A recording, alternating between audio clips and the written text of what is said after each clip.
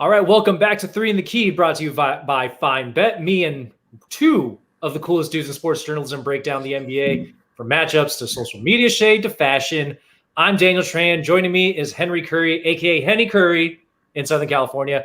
And rejoining us is the intern extraordinaire, the hatless one, the homie, Nahum Gojella, casting out of Alexandria, Virginia. Hey, so Nahum, you said that you were 2 weeks away from the end of the year. Dude, our finals, man. I feel like it's been forever since mine. It's getting tough. Day by day, it's getting tougher and tougher. But hey, I'm ready. All right. And Henry, in terms of finals, what was your most feared final when you're in school? You know what's funny? My most feared final was like this one Middle Eastern politics class that I was taking. Dude. And like it was just so much information. This was winter quarter of 2020. And I remember I was praying. I was like, if there's any way I don't have to take this final, please make it happen. And then the pandemic started, and then all my finals got canceled. And then I was like, maybe not like that, but I didn't have to take it. And I was like, damn, I don't know how to feel about that, but I didn't have to take it. Hey, listen, you make your own luck kind of thing, right? It's like you spoke it into existence. Like that's not the way I wanted it at that point. For real. All right, well, Leno, usually on the show, guys, we have it all kind of planned out and mapped out at the beginning of the day. But today, some breaking news, that threw the show into chaos this morning. LaMarcus Aldridge announced after 15 years in the NBA, he'll be retiring from playing basketball. Now, according to Aldridge, he's retiring due to an irregular heartbeat that he experienced in his last outing with the Nets. Super scary experience, and it scared him enough to where he had to leave the game that he's been playing for the last 15 years, a game that he's played through injuries for, and he's leaving behind a legacy that's pretty good. 7-time All-Star, 5-time All-NBA career averages, 19.4 points, 8.2 rebounds, and 2 assists per game. And guys, I think we can all agree that Aldridge, he's been a great player. At one point, like during his peak, he's one of the best players in the NBA. But Henry, we look back, we get to look back on his career right now. What do you think that his legacy in the NBA is? I think his legacy will be one of the best big men that had longevity in the league, because he did come from a Portland team back in the day that had Brandon Roy and Greg Oden, and one out of those 3 players came out on top in terms of longevity with their career, because we saw what happened with Brandon Roy and Greg Oden. They were like 50-12 in their tenure together. That for the games that all 3 of them played together on the same court, they were 50-12. So it's like, it makes you think like, what type of team could that Blazers team could have been, if they stayed fully healthy. But I think that's going to be his legacy. I think being one of the best big men through the duration of his 15-year NBA career. Damian Lillard said they should retire his number 12 jersey in Portland, and I 100% agree. I think LaMarcus Aldridge is one of the most respected players in the league too.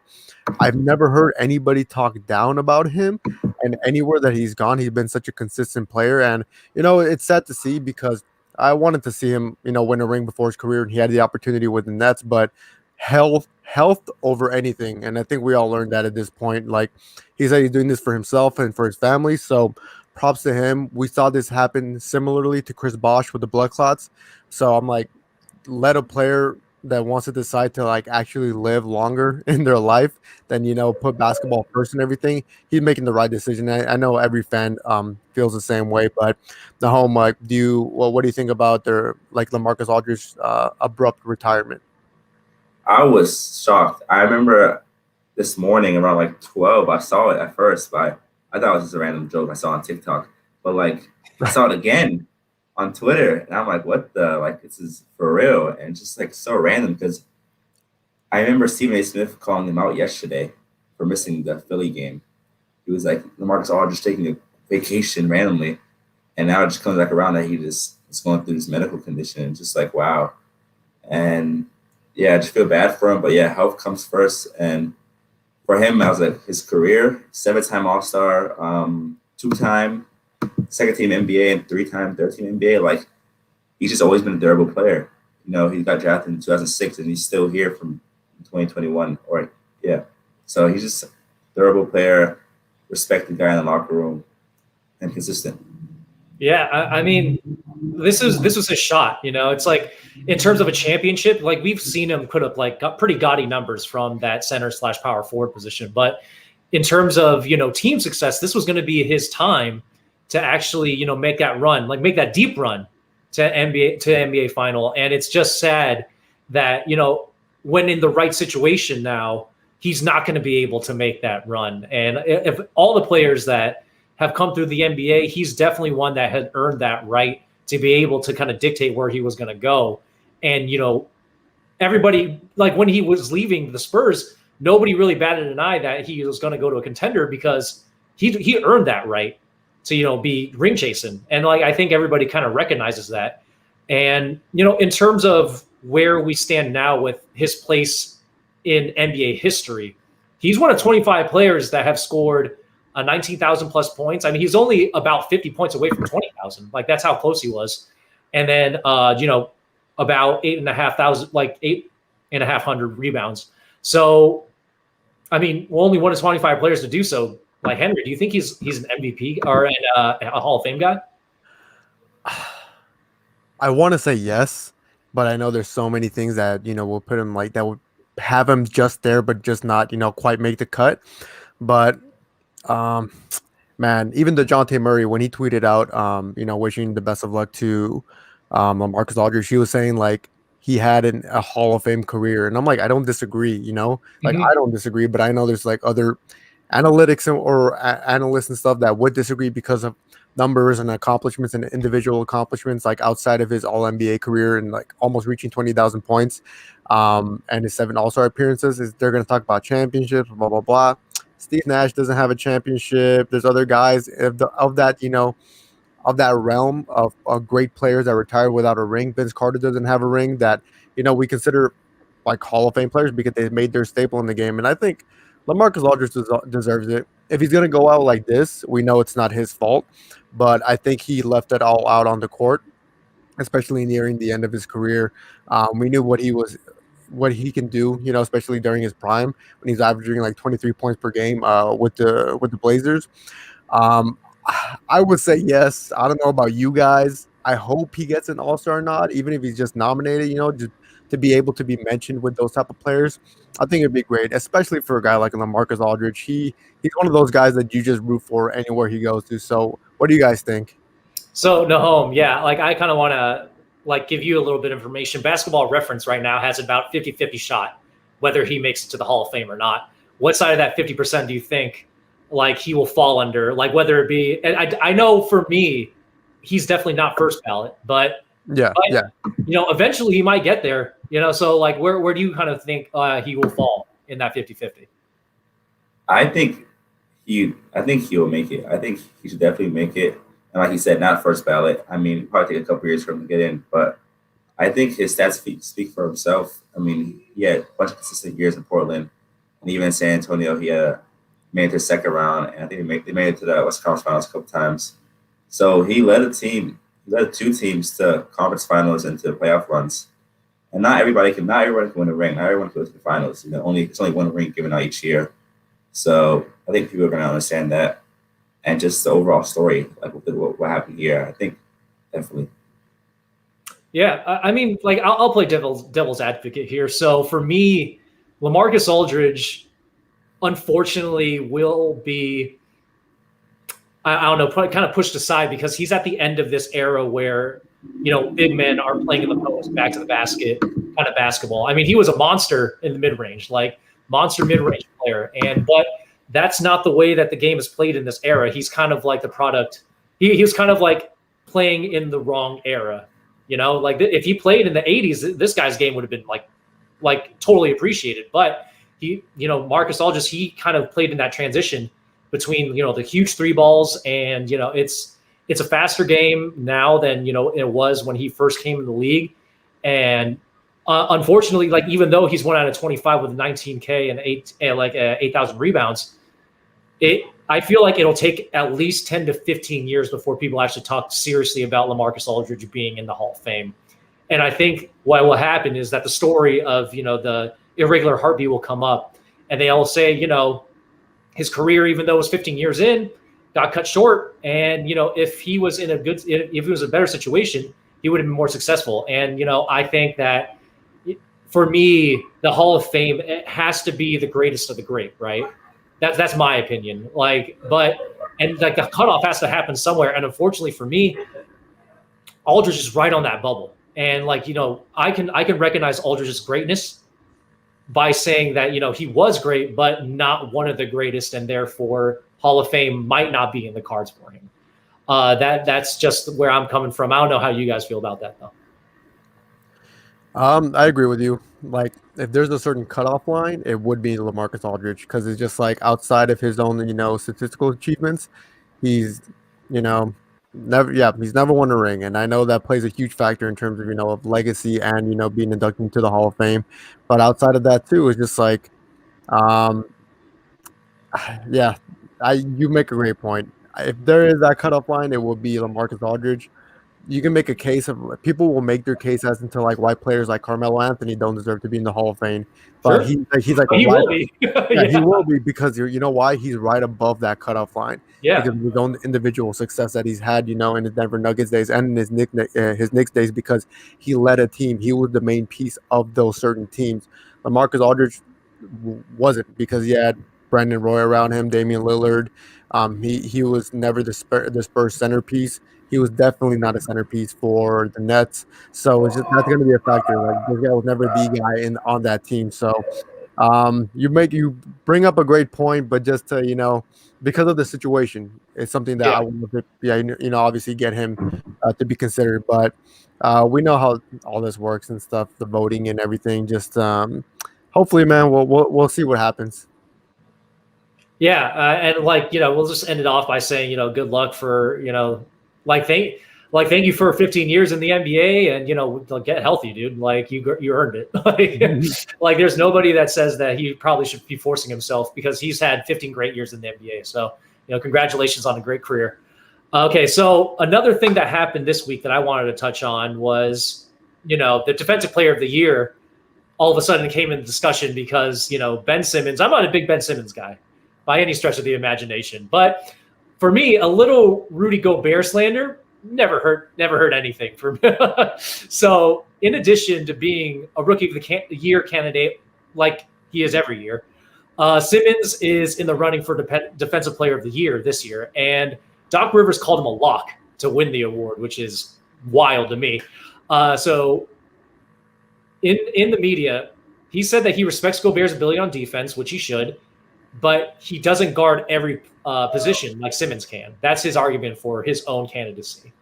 And, the direct quote here is, I know he's great down there in the paint, but he's not guarding everybody, and that's just what it is. He guarded me in Utah.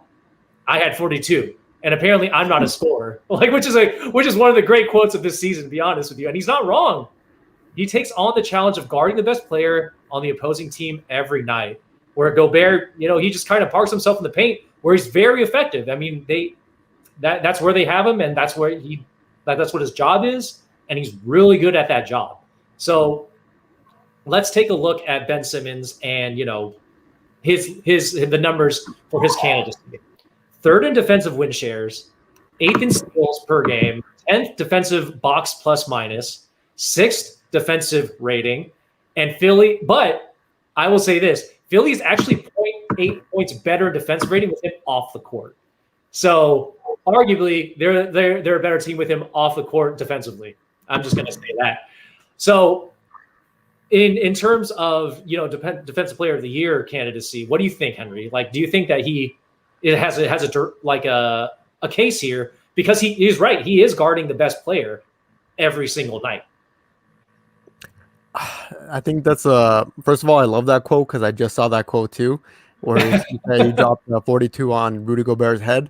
And we'll talk about Rudy Gobert slander on here, but in all seriousness, I think Ben Simmons might slightly lead Rudy Gobert in this awards category, because right now the Jazz and the Sixers are both first in their conferences respectively, and we can talk about them being Joel Embiid being a monster offensively and defensively, we can talk about Donovan Mitchell taking over for the Jazz. But when it comes to their defensive stops, it comes down to Rudy Gobert and Ben Simmons, especially because Ben Simmons does guard the perimeter, and right now the league is run by point guards and shooting guards and wings. And Ben Simmons takes on the toughest assignments of the nights, and we all see that. Plus, he's a 6'10", almost 7-foot point guard. So someone that can, be a floor general and be a defensive presence on the floor, that's very rare, especially, he's a freak of nature, 7-foot point guard. We haven't seen that since Magic Johnson. And Rudy Gobert, he's I don't know if people look at it this way too, but he himself, he's super lengthy. His wingspan is forgot what it was exactly, but I know it's extraordinary because just, well, man, I'm trying to differentiate the both here, but if I would have to pick one, I would have to go with Ben Simmons just because of how well the Sixers are playing. And I know you said that they're a better team defensively with him off the court, but when it comes to stopping the best player, especially in clutch time situations, I would rather have Ben Simmons guarding that guy rather than Rudy Gobert, because when I think of Rudy Gobert, I do think of him getting beat by smaller players. It happened with Steph Curry, when he turned him around and everything. You guys remember that? Oh, yeah. So, and I'm not saying that's the epitome of his defense, but it comes into those situations. Can they, go up the mismatches? And I think Ben Simmons can. From the 1 through 5, he definitely can, and I think he's deserving of the award, at least this year. Yeah. So, Nahum, you saw the quote, you saw the argument. Do you think that he is going to be the defensive player of the year by the end of the year? Yeah, for sure. Well, not for sure, but I think so. Henry hit the nail right on the head. He just guards every position. He's not afraid to guard every position, and he's effective while doing it. Yesterday, he had 3 steals in the block and 4 deflections while guarding the Nets team. And just as a whole, he isn't, like Henry said, in the paint, just blocking everyone. He's guarding every position. And in regards to the quote, I think it was kind of funny. I mean, Ben Simmons has always been isn't afraid to talk to the media about what he feels is right. I remember the Rookie of the Year, he was like, I should be Rookie of the Year. He isn't afraid to say what he feels, and I like that. I mean, go for it. But yeah, I think so. All right. I mean, I'll make the case for Rudy then, because even though I like to slander him, I have to give him his roses, right? So Rudy Gobert, let's track down the things that he leads the league in. Okay, he leads the league in total defensive rebounds, which is huge.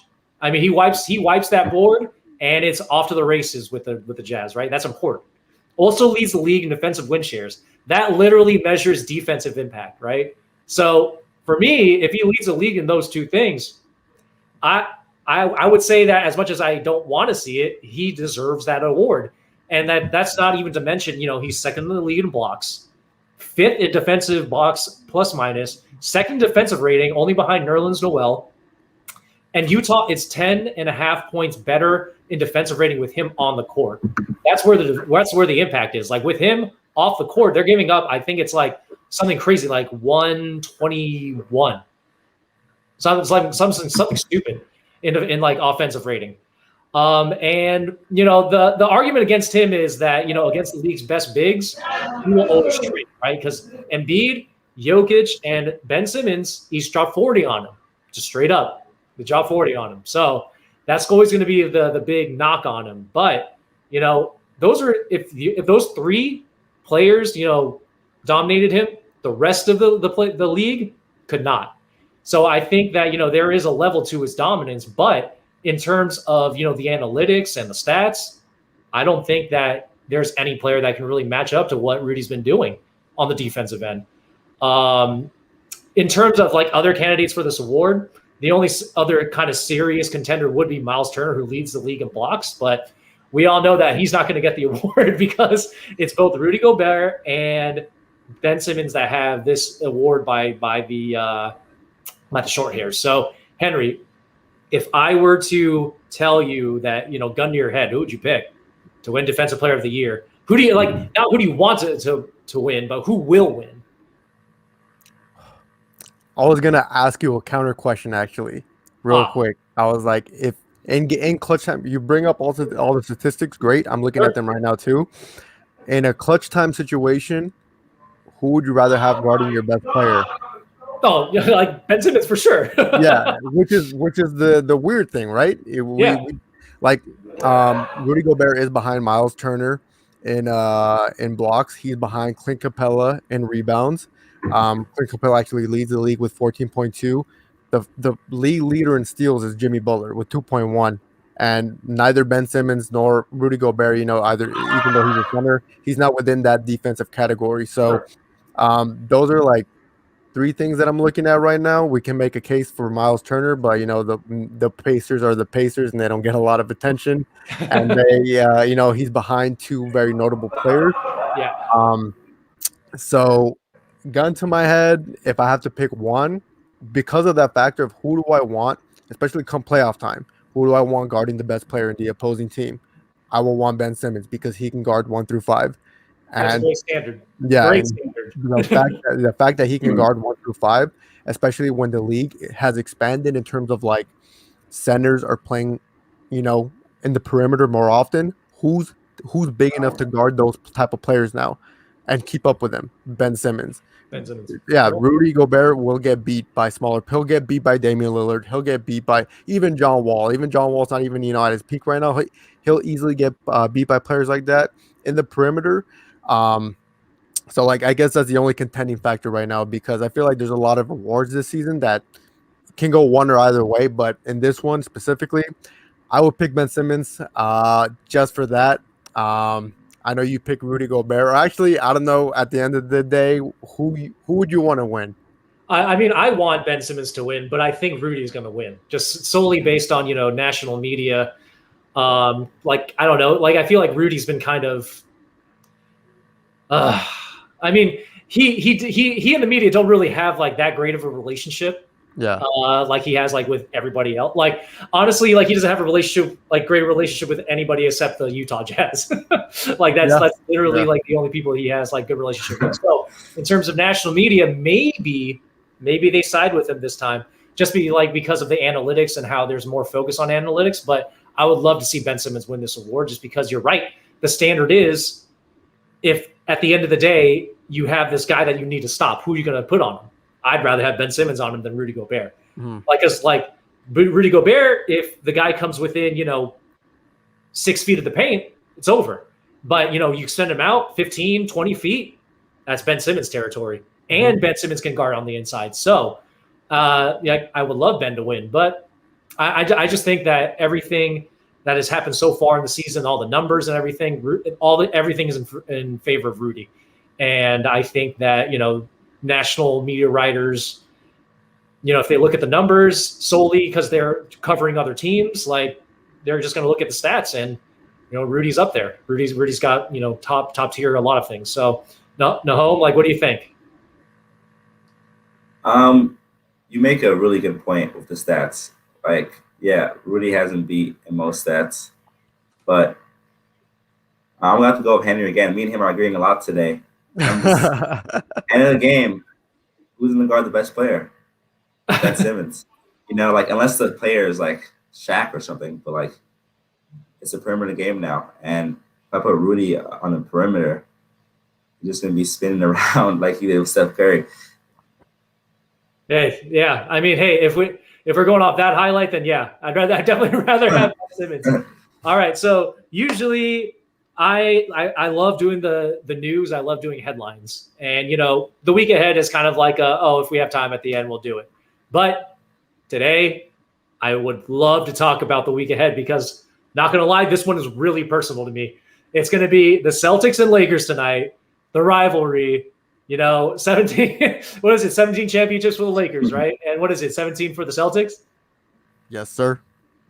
Barely tied. Barely tied. Who's going to get that? Who's going to get number 18, bro? It took you guys 10 years to tie with us. I mean, hey, when you cheat all through the 50s and 60s, like cheat. Yeah. Honestly, I'm like, man, we need a ring in the current times, like a contemporary ring or something. All right, so Celtics Lakers tonight. I'm looking forward to it. I wish I could afford tickets to it, but because the tickets are so lavish right now because there's not a lot of tickets, I'm not gonna be able to go. But I'll watch it on TV. So the Lakers are coming off of a 4-3 road trip without Anthony Davis and LeBron James, which, to be honest, I was stoked. So, like 4-3 without your two best players is great. So Schroeder, he averaged almost 20 points a game through that, like in the last four. And the thing with the Lakers is, in order to compete with the Celtics today, they need to slow the game down. Give it to Drummond. Because Drummond, he's only had 7 points in the last two games. That's not going to cut it against this team. And, they'll have fans for the first time this season, so they're hoping to ride that wave of, actually having, crowd there to perform in front of. Now, the Celtics, on the other hand, man, they've been hot, dude. And I hate to admit it, but they've been hot. 6 of their last 7 they've won, including the 4 in a row. No thanks to Marcus Smart's free throws last night, but that's aside from the point. They still won the game. But, the person that has been performing well for the Celtics, Jason Tatum, dude, averaging 34.5 points in this stretch. And, 53 points a couple of games ago. Dude, the guy's on fire. He's doing well. So, Henry, I know that we don't have Anthony Davis or LeBron James, and I am very sad that that's kind of what we're going to have with this one Celtics-Lakers matchup for the season. But who do you think will win today? Actually, no, Henry. What do you think? Like, because Nahum is the neutral party here. Do you think he should go first, or do you think we should make an argument to him? Yeah, Nahum, you go first, and then we'll go after you. See, I would love to see the Lakers win, but I just don't see it happening. I think the Celtics have been on the tear lately. The Lakers, they've been doing pretty good. 4-3 for LeBron, like you said, and AD, but Celtics are just different right now. Jason Tatum has been going off. He's averaging 34 points in the past couple of games, and he had 53 a couple of games ago. And I just don't see the Lakers pulling that off. Dennis Schroeder's been playing well, yes. Drummond had a good game against the Nets. He had 20 points. For the past 2 games, he also had 7 combined. But Celtics are just too strong. I feel like I'm going to get ganged up on, so I might as well just get it over with. Henry, what do you think? You know what? Like right now, it's funny because right now the Lakers and the Celtics are both 5th in their conferences. And the last time they met in Boston, they were both top 2. So there's a bit of a little falling off party due to injuries for you guys and due to incompetence from us. But, after the trade deadline, we've actually been on a winning. We're on a 4-game winning streak right now. The Lakers have won 6 of their last 10. So both teams are doing moderately well. I wouldn't say excellent per se. Jason Tatum is playing excellent though in the last few games, averaging 34 points and having that 53-point performance. Even though it was against the Timberwolves, that I'm like, it didn't have to take a 53 perform. 53 is 53, man. True, but I'm like, come on, we don't need that much to beat one of the worst team in the league. But outside of that, you guys did beat the Nets, and they had Kevin Durant back, especially because Ben McLemore was playing so damn good. Oh my God, yeah, yep. he was shooting the heck out of that ball. Yeah, man. so every time you guys get a new player, a buyout or something, they start balling out of nowhere, and I'm just like, man, like another asset for the Lakers, and I think Ben McLemore was so underrated coming into the draft class and stuff. Even LeBron thought the same thing. Back, I think it was like 2013. I feel like you guys have enough firepower, obviously, to keep up with the players like, Jason Tatum, Jaylen Brown. Kemba Walker has been playing a little bit better, but obviously there's just so many inconsistencies, especially down the stretch. Tatum's sidestep 3, I usually hate it. But when he hit it against the Blazers, I was like, you know what? That's a good sign. I hate that stuff because usually it's a horrible shot selection when he just goes up the court, sidesteps, and then he doesn't make it. It's frustrating just seeing that. And I'm like, but he's gained so much confidence lately, especially going against an underpowered Lakers team. No AD, no LeBron. There's no excuse to not win. But if there's anything I can see them stopping, it's Montrezl Harrell's defensive presence. I mean, we saw what he did against the Nets. Andre Drummond, Dennis Schroeder averaging 20 points, in the last few games. And then just the acquisition of Ben McLemore, seeing what he did in his debut and seeing what he can do moving forward. I'm like, that's another piece that, our perimeter defense is not the best, that I can see the Lakers coming out on top. Plus, Taylor Horton-Tucker, he's been balling. Oh yeah. He's been putting up some highlights. Alex Kuzma. Actually, I don't think Kuzma's playing, but um, I can see it not necessarily coming down the stretch, but the Celtics. I will unbiasedly say this: I can see the Celtics coming out on top just because you guys, at the end of the day, don't have LeBron and AD to facilitate, especially in fourth quarter situations. Yeah, I'm just gonna say it right now. Like, I fully expect us to lose. Like, that's just the expectation without Anthony Davis and LeBron James. Like, the fact that they went 4-3, I'm stoked about it, and I'm glad I was wrong all 7 of those games because, I guess I was wrong 4 of those games. I'm happy about that. But for me, the only way the Lakers win is game slows down. Andre Drummond gets 30 and 20 maybe. And Schroeder gets Tatum kicked out like he got Irving kicked out. Like, that's basically what needs to happen in order for the Lakers to win. Because that's what it took for the Lakers to beat the Nets. They had to get rid of Irving. Irving was the guy that was carrying them on their back that night. So unless all those things happen, I feel like the Celtics have about an 80% chance to just blow the Lakers out. It's not going to be a very pretty game, but I'm still going to watch it because I hate the Celtics. So, I mean, hey, like we know how it is in this room right now, right? Yeah, I don't blame you. I'm that guy wearing an LA hat with a Boston hat. I don't know what's going on with that. Unbelievable! Yeah. You're wearing that hat right now. And like, it's funny. You guys were supposed to reveal your 17th championship banner today, but for some reason they moved the date. So I was like, damn, like we're coming into town and they want to do this in front of us. Like, is this? Well, they want to wait for a day where we can actually win. I think that's. Yeah, you're right. You're right. They don't want to ruin that. So that's good. All right. So that's it, folks. This episode of 3 in the Key is over. Thank you for listening, and be sure to catch us next Thursday. Look for our work on FineBet.com. See you later.